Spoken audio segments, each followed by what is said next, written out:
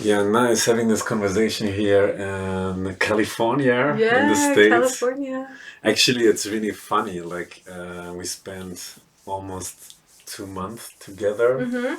and I think in the last 3 months we were meeting us in three different countries, which is really special. Yeah, First of all in Costa Rica, then spending so many weeks in Peru, and now we're here in this California. in California. So many different energies and adjustments. But it's been nice. Yeah, yeah. Mm-hmm. You were traveling for how many years? Traveling since September of 2019. Wow, since COVID started. Yeah, since before COVID started. Yeah, Yeah. and then 2020, I just stayed put in Costa Rica when everything was pretty much shut down. Mm. But I still within Costa Rica. I was traveling around, and it's been so nice. How was the pandemic situation for you in Costa Rica? Yeah, it was really nice actually, because back home in California, everything was very strict and people couldn't leave their Mm. houses, and it was a very intense lockdown. But in Costa Rica, in the small beach town I was in Puerto Viejo, and also Uvita, um, it was really laid back for the most part. So we could still go to the beach and go out. We just had to have a mask like when we go into the grocery stores, and that Mm. was basically it. And then they had like certain hours we could be at the beach. So I was really grateful to be in Costa Yeah. Rica during the pandemic. Yeah, it was a bit like lonely because I was living by myself and I didn't really know anyone else for like the first 4 months or so. Uh, but it was nice. I feel like it really challenged me to grow more.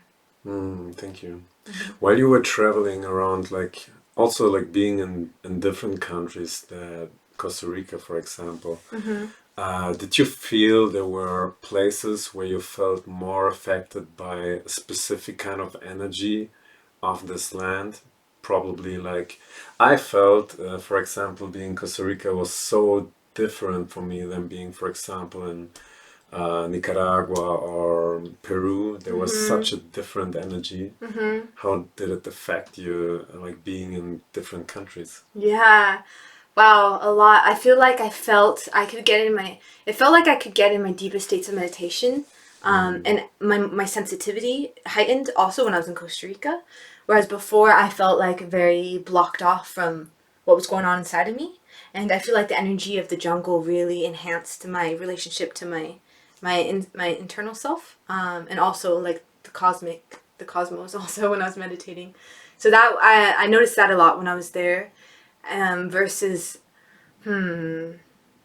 yeah, like in the busy in like New Delhi, India, for example, where everything's very chaotic. It felt like, um, yeah, it was just a bit more intense for me, and like I was more distracted by what was going on in the outside world than like connecting to my internal world.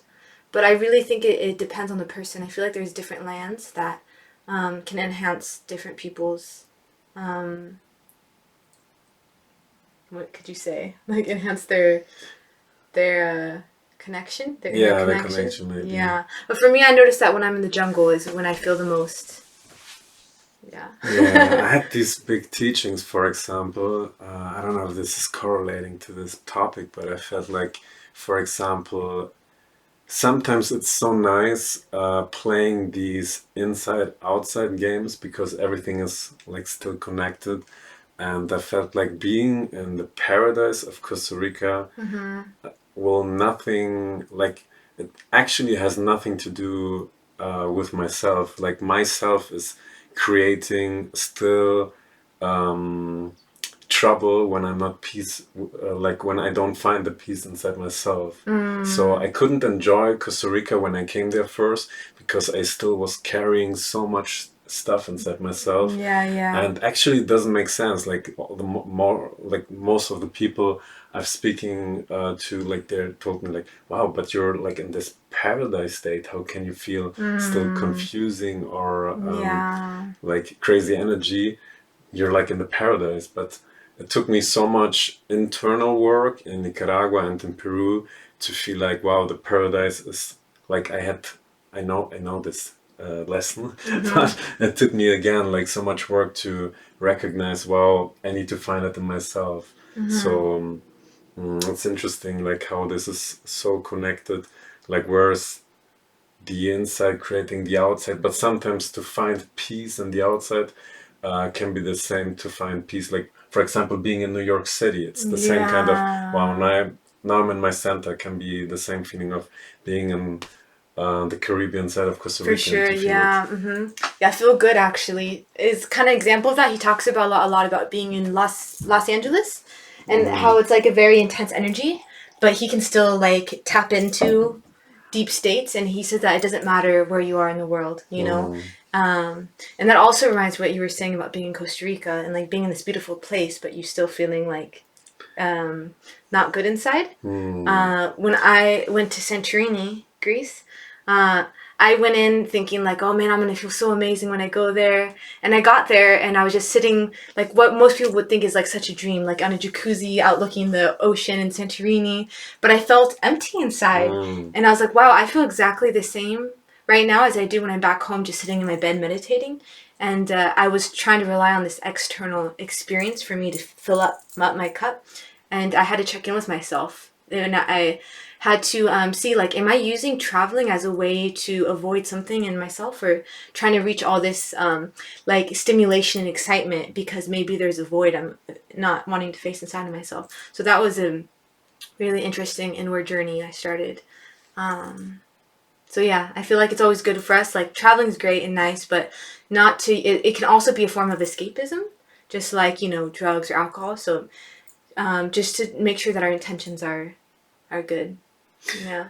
Yeah, that's so interesting. But sometimes I feel like the biggest medicine from like traveling a lot Mhm. is actually facing the things who were there before, like what exactly what you said. Maybe it was kind of your past experience where you felt this emptiness, but it shows up immediately when you're confronting by traveling with yourself, Yeah. and you felt like, wow, is it because of traveling? No, it's because like you're ready, you're safe, and now the things comes up, It the comes to the things, service, yeah, come up exactly, surfacing. that's the Yeah. point. And I feel like there's so much medicine because there's so much movement around and so much like things, life changing constantly, constantly, Constantly. and in the same time it will totally affect you in so many ways. So you're still traveling also inside, like it's so beautiful. Yeah, yeah, yeah. And I feel like that brings up a good like topic, which is your inward journey, your spiritual journey, while you're on this external Mm, traveling journey. Because when I started traveling in September 2019, I didn't really have the intention for my travels to be a spiritual journey. I just felt like I was done with school now, wanted to figure out what I actually wanted to do with my life, and traveling sounded like a good idea.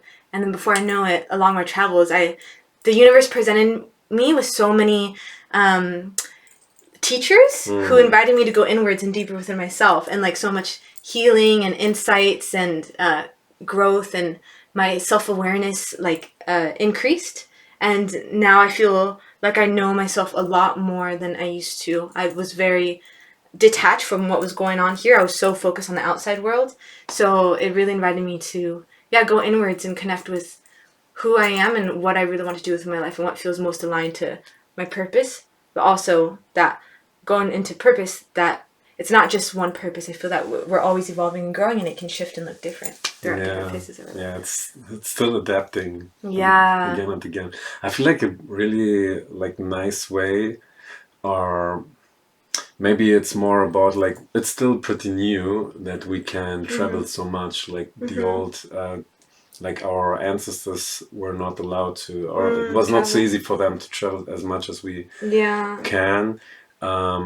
What are your thoughts about like, are there more easy steps maybe for people who might have not like this possibility to travel so much, but it's still like, there are so many gifts coming with traveling. Mhm. So, I don't know, it affects us in so many layers. Like we're opening up in every country more and more, like Mhm. showing us new layers and expanding consciousness and everything. But there's still like, what can people do? Maybe if they're not like in traveling 360 Yeah, they days have like a away. Yeah. family and Yeah. they have like obligations. Yeah. Do you think Yeah, they can like make smaller steps or? definitely. Yeah. I think there's something really powerful about physically changing your environment that you're used to every day because I feel that when we're in the same environment, we have a recurring thought patterns. I kind of see like thoughts in a bubble in a room. And when you physically put yourself in a brand new environment, you I feel like it invites new creative kinds of thoughts to come to you. And but it doesn't have to be traveling across the world. You could just like take a little weekend vacation in a nearby town or take a drive somewhere. Like I feel like it's part of movement, and I think that that could be a little mini step someone could do is yeah, get out of the house for one weekend and take a day trip to the mountains or something like that, somewhere in nature. But if it's not traveling, I mean, I feel like meditation is always really powerful too. But there's Hmm. so many different kinds of meditations, and yeah, there's like walking meditations, there's guided meditations.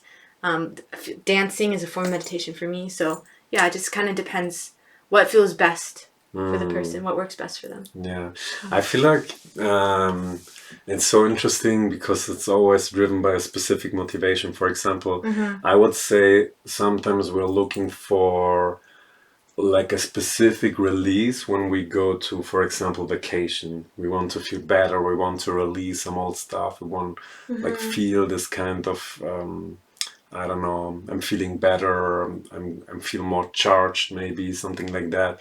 And other people they want to expand, like wow, by feeling into new countries, I'm learning, I'm still growing. Like I see new pictures, I see new plans, I see whatever. So it's another motivation, like feeling charged or feeling like expanded. Mm-hmm. And like I feel this beauty in going into an internal journey by what you said, like Mm-hmm. meditation or going for a walk, just Mm-hmm. being present. And maybe it's like the same effect, like I feel more charged, more I don't know, like more expanded. Mm-hmm. It's really beautiful actually. Yeah, So I feel like this could be like bringing some smaller steps for other people. definitely. Yeah.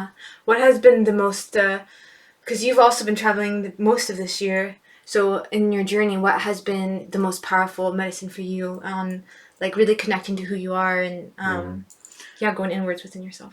Yeah, we were watching this interview before our interview here Uh-huh. from Blue and Matthias De Stefano, Mm-hmm. and especially I felt so connected to these rebirth or like phoenix dying process, and then like to Being reborn again. being reborn again, because I think this is one of the most beautiful teachings to let one past self die and to feel like into a completely new reality. Like, wow, this is like another possibility. I've never thought coming to the States in real life. Like, I was having a dream Mm-hmm. and then it was like stepping into a new reality. Like, for example, and I feel like with many things this happened. Like, I was creating sometimes my own movie about something and then it Mm. happens, but in a more magical, beautiful way I could imagine before.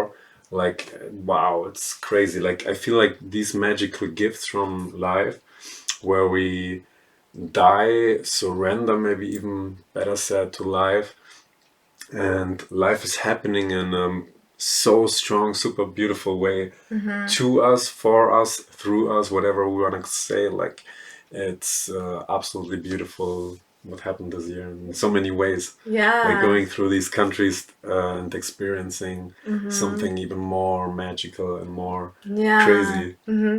And isn't it so cool to see how it seems like just in the time you need it, the universe sends you people into your life, and they all have different teachings for us. But I think for some people that we're not aware, we're closed off to noticing what gifts the universe are presenting to Mm. us. And yeah, the lessons and the teachings that people have to share with us. It can be from like a 5-year-old girl you meet or like an 80-year-old man, and always being open to what how the universe is communicating to you through other people.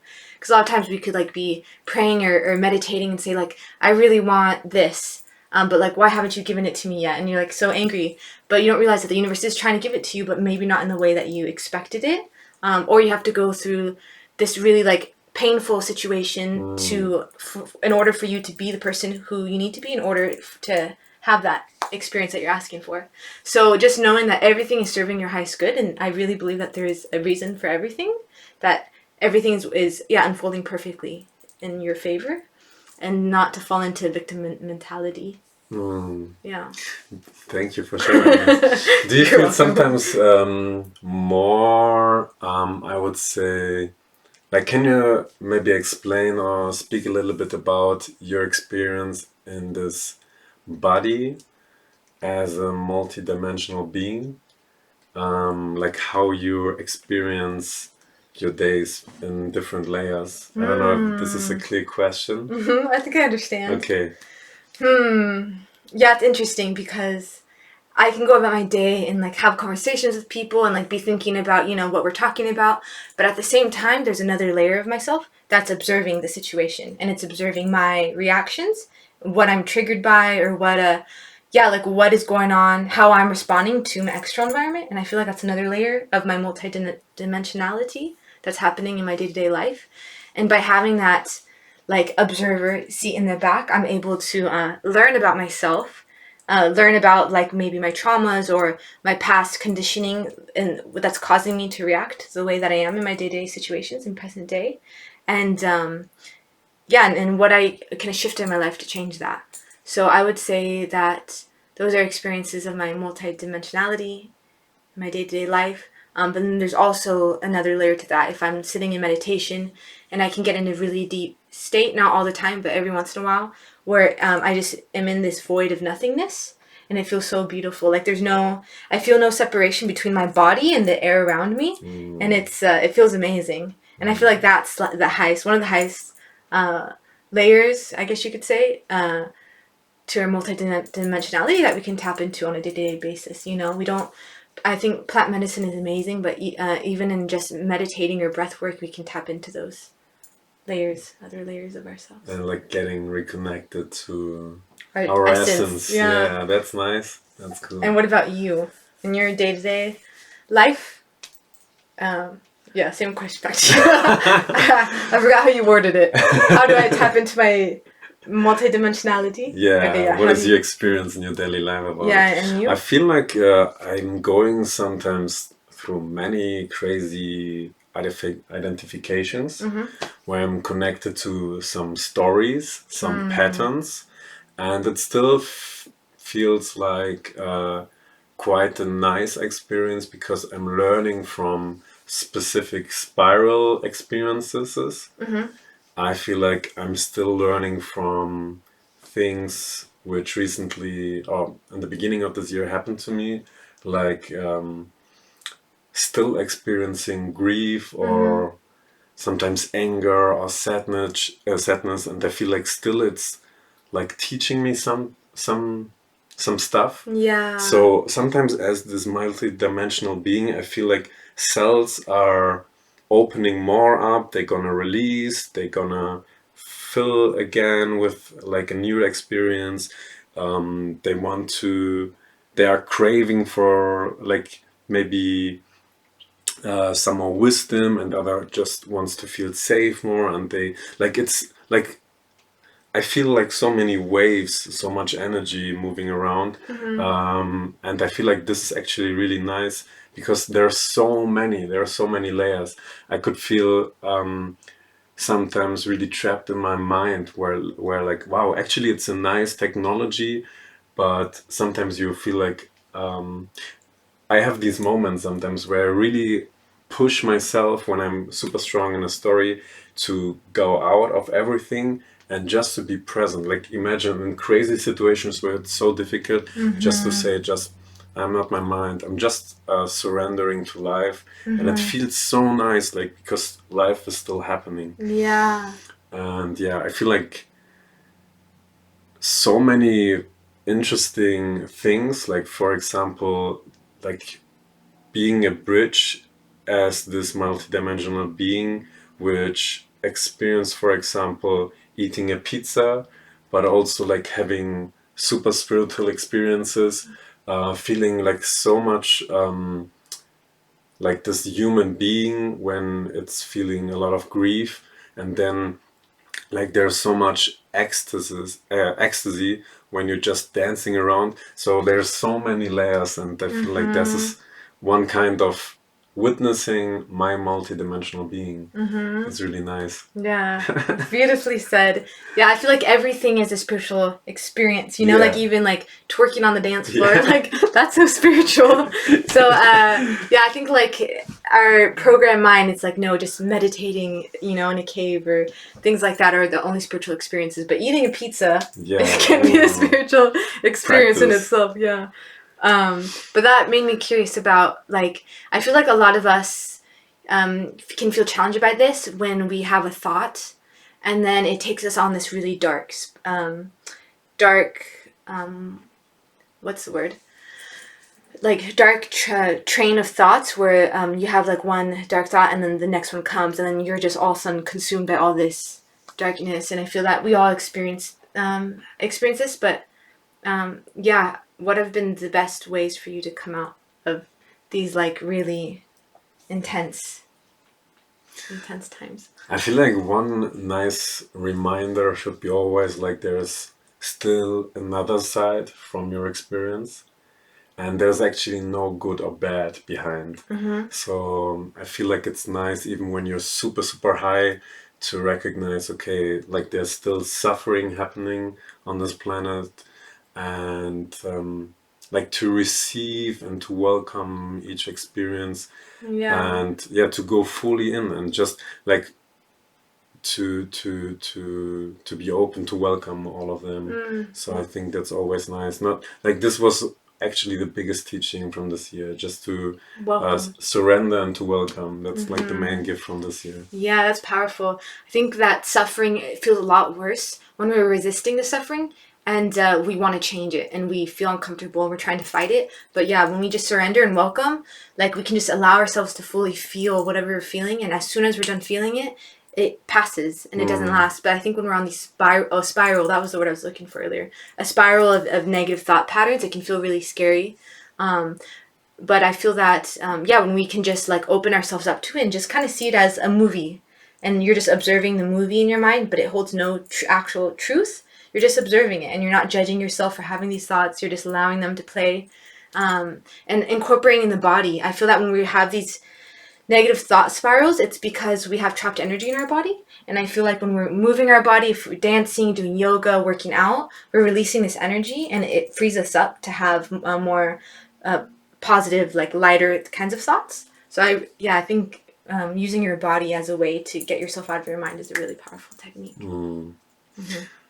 I felt actually always like drawn to be connected with the body. I loved my mind in some crazy ways. I feel like it's high, actually a super intelligent thing, but it's not very high developed in many layers. Like we don't know like the complexity and the beauty in this complexity, but it's really like your body a technology to achieve so many crazy rooms which are full of magic and full of like intelligent God's intelligent.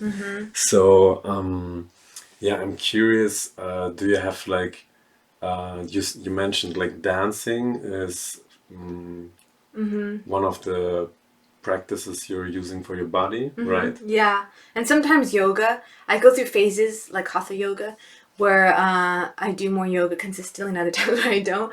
But that's also a really powerful way for me too to connect with my body. But for me, like right lately, it's been dancing. Yeah, dancing ceremonies. Yeah, that's cool. We both experienced in Pisac in Peru and our weekly kirtan. That too is powerful. And yeah, like I feel it sometimes created such a high vibe frequency of love, like bringing so much to, I don't know, like the collective field. How was your experience? I feel like it's Wow. almost like So beautiful. taking a substance when Yeah, you almost like I've gotten sometimes when we did kirtan I felt normal, like nothing changed, but then there's other times where I felt like, whoa, I'm like just in this full on bliss. My heart feels so open and I feel so connected to my body. And before I went on my like spiritual path, I didn't even know what it felt like to like feel fully and like to feel fulfilled. And I spent so many years like trying to seek it from like money and success and all this external validation kinds of things, and I always felt empty inside. Mm. And then I go to kirtan in Peru and all we're doing is just drinking cacao, singing it together, and I'm like, wow, this is what so many people around the world are looking for. And it's like it can be found just by sitting there singing, and it's so simple, but we in our modern world we overcomplicate it trying to find this fulfillment by seeking all these external things. And kirtan really has reminded me, wow, fulfillment is just in this the beauty of singing and being in community. Mm. That's cool. Yeah. And you, what was your kirtan experience? Yeah, for me it was pretty new.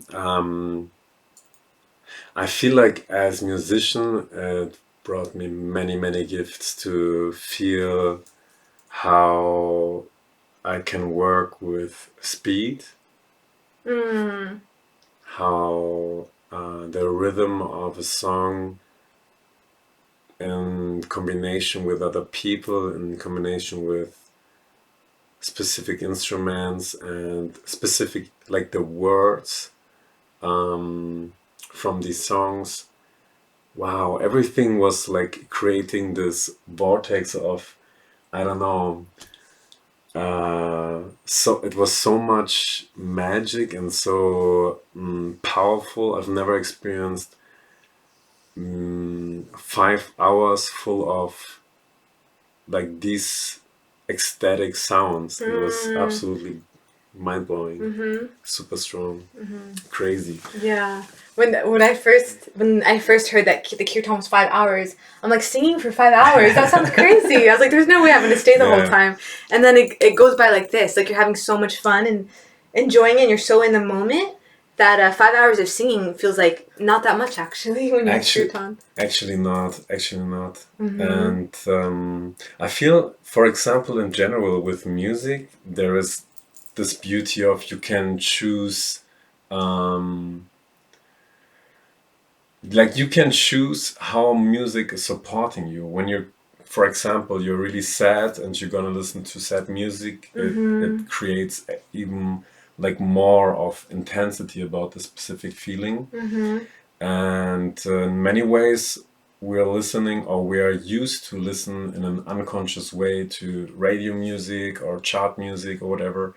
But like actually knowing you're going to a place like in the Sacred Sushi in Peru and you're listening for 5 hours to like sacred music, and it's so like on this, I don't know, sacred frequency.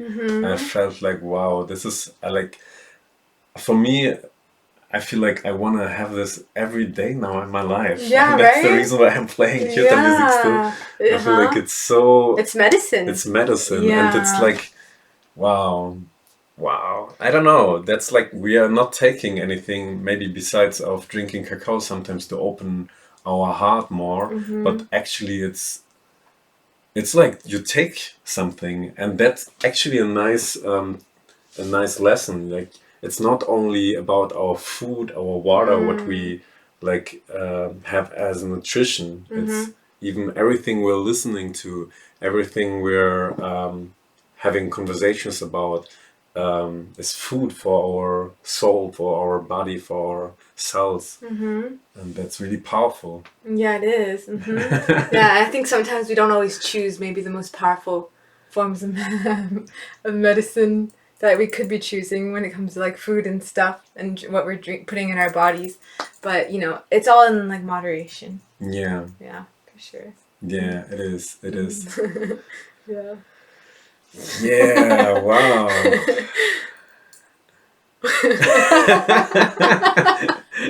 What else? So okay, here's a question for you.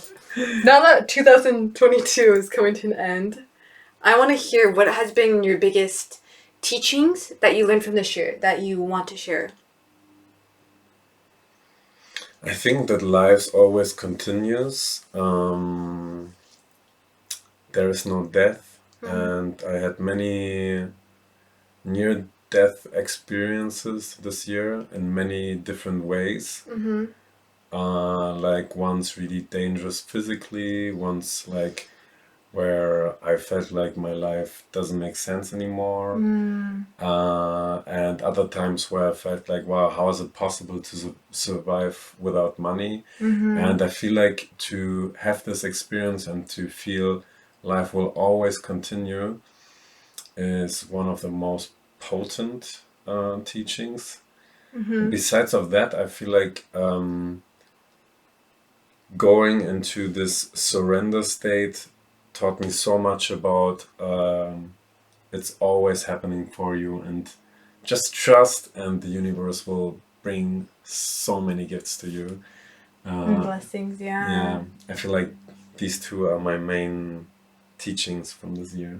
What's about That's you? beautiful. Wow. My biggest teaching from this year, I feel like it's to let go. I guess that's kind of like surrender.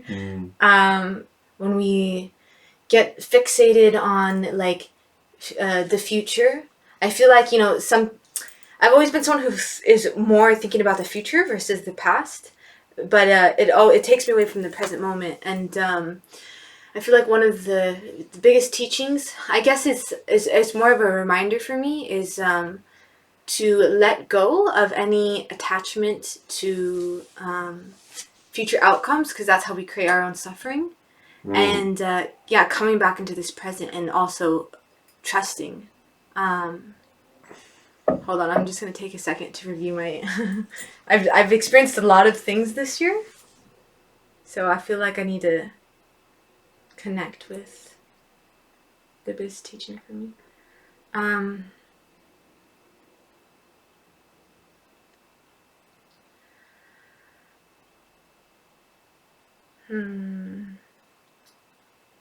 Well, one thing that comes up is, for me, I've been realizing that community is really, really important for me to have in my life, and to be surrounded by people who I feel like are on a similar vibration and we're on similar paths. And I think that, like, before, just traveling and just seeing all these cool places was fun at some point, but now I feel like my soul is craving more of deeper experiences, and it just comes down to connection. I think that's what a lot of people are maybe not feeling in their life right now, and I think that that's a really big teaching I've had this past year, is that is to form connections, and like deep connections. You know, I think that it can be easier and more comfortable to have surface level relationships with people. But when you check in with people and say, you know, how are you feeling? You know, let's get deep and like let's talk about our traumas together. And it's just so beautiful and healing when you're in that kind of space with people that you trust and you feel safe with, and you can support each other and help each other grow. And I think that's been a big teaching for me this year, is that that we're all in this together, and, you know, to seek help when we need to seek help, and not try to go through all these life experiences on our own. I feel like there's so many lessons from this year, but those are just a couple that popped to me.